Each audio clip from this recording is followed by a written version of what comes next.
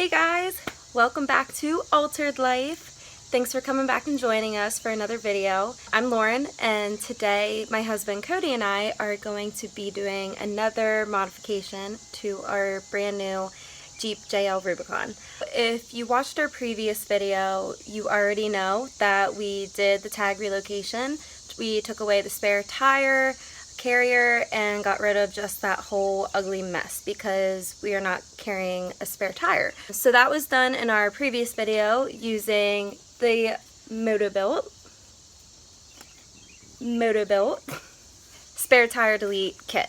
So you can watch that previous video. In the midst of doing that, turns out that Cody had to remove the rear bumper. We have a new rear bumper that is going on, and so we figured to just keep it off, and we're gonna go ahead and get that installed today. I get the honors of the unboxing of the rear bumper, so we're gonna take a look in our messy junk closet storage area. Don't mind all the messiness. I'm gonna start ripping apart some boxes and trying to find this so that we can go ahead and get it cleaned up and painted.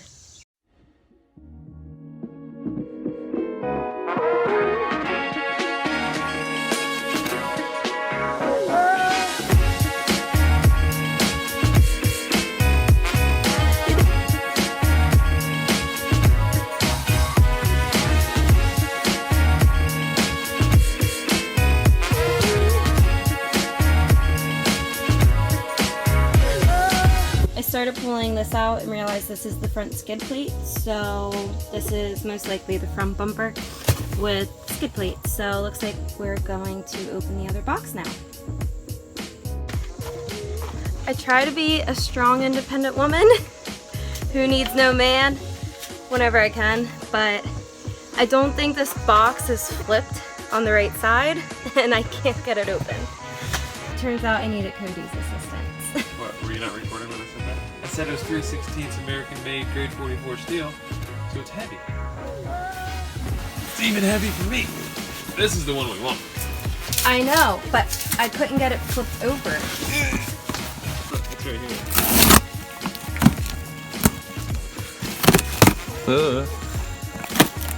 What's the peanuts in it?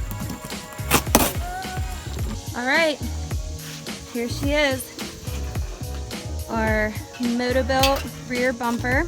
Crusher rear with light cutouts. With light cutouts because I wanted rear lights. Cody's working on getting this prepped for paint, and we're just using the same paint that we used on the tag relocation. The tag relocation video, all Motobilt parts shipped raw with a light coat of oil on, but some areas during the shipping, whether if it gets moisture, it can start getting a bit of surface rust. So same thing as we did in the last video, is I'm going to use WD-40 and Scotch-Brite, clean up that area, those areas, and kind of just use the Scotch-Brite to etch the surface, and then it'll degrease and spray it up.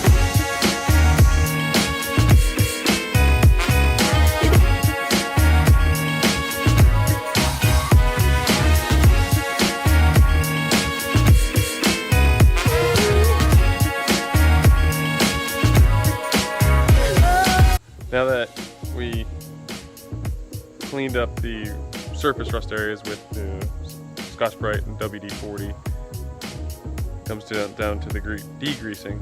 So I'm gonna spray it down with some carb cleaner and a rag, get it degreased, and then I can start first coat of paint. While the bumper is outside drying, we can finish uninstalling the factory bumper inner fender. Now, with that removed, we have 2 bolts here and this bracket to the frame. Those 2 bolts I foresee us removing as well. I hit these 2 bolts real quick to see, and then as soon as they loosened, the bumper dropped a bit, so I'm willing to bet that those 4 bolts, these 2 and the other 2 on their side, are what's holding up the bumper. So let's drive those out and see if that's the ticket. And that is a 5/8. Good one.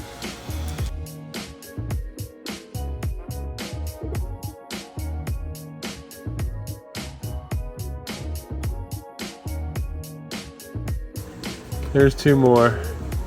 Here. So here, and there's two more on the other side. So 8 bolts total. I'm gonna leave this top one and that top one over there and undo these. That way I'm not underneath it when the bumper drops and it hits me in the face. Got those other 4 5/8 bolts off. Now we're gonna come back and take these top ones out.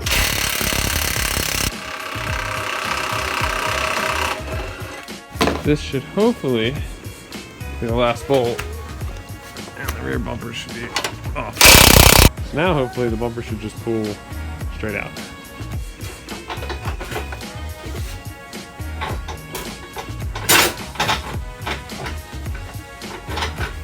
So the brackets got hung up on the frame, got to kind of pull down on it.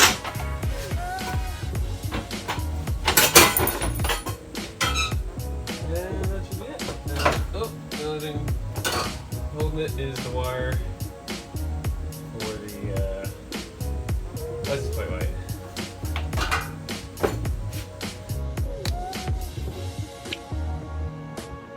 Oh, well, there's our bumper. That's it. So it should only be those 8 bolts. So the hardware that comes with the Motobilt rear bumper is you're gonna have 8 grade 8 bolts and 8 washers, as well as this frame plate. So what this frame plate is for, you see on this side, the driver's side of the frame, it has 2 nuts inside the frame for the factory tow hitch. And you have your 2 bolts through the side as well. So that's how the new bumper mounts. It has 2 from the bottom, 2 from the side. Well, on the passenger side, there's no factory tow hitch, so there's no nuts for the bolts to go into. It has the 2 side ones, but not the bottom ones.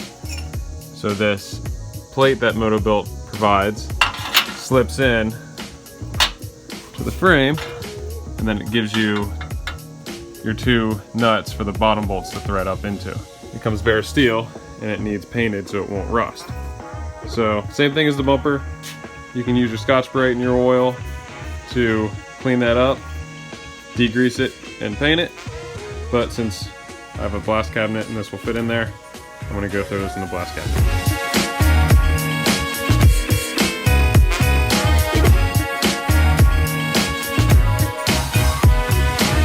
You can finish uninstalling parts of the factory bumper.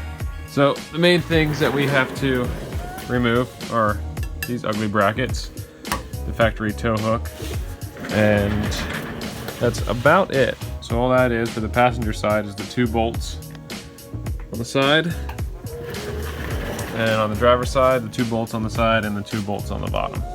So really just those 6 bolts. So let's get those taken care of. So these factory bolts are 13/16.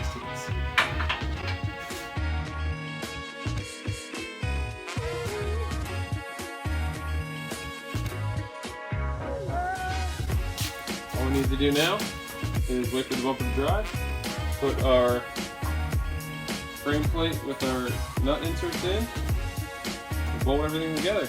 We got the frame plate painted up, so we're going to just slide him in there, stay there, and then the new hardware is all that grade 8 hardware I showed earlier, but unlike the factory bolts, it's a size up. So now we're going to a 7/8 on the bolt instead of that 13/16.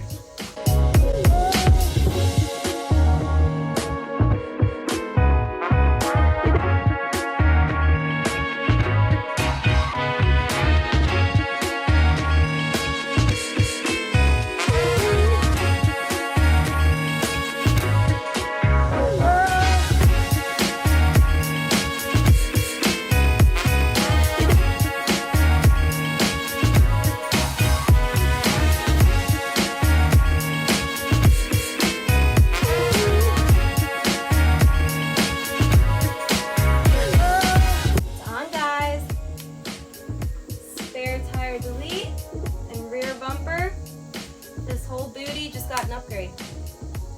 Good looking booty. Yeah, it's a great looking booty if you ask me. Thanks, Motobilt.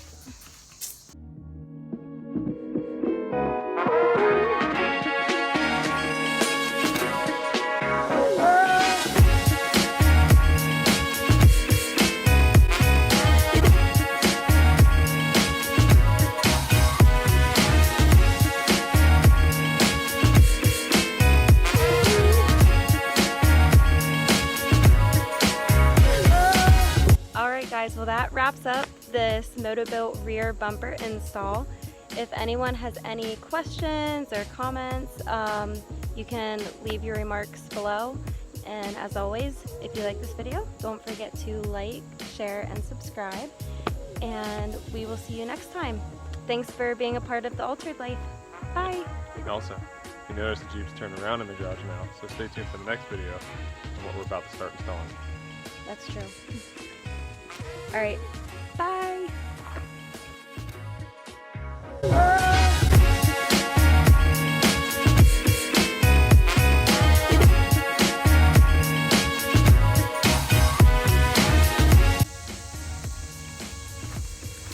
Luna's peeing in the video.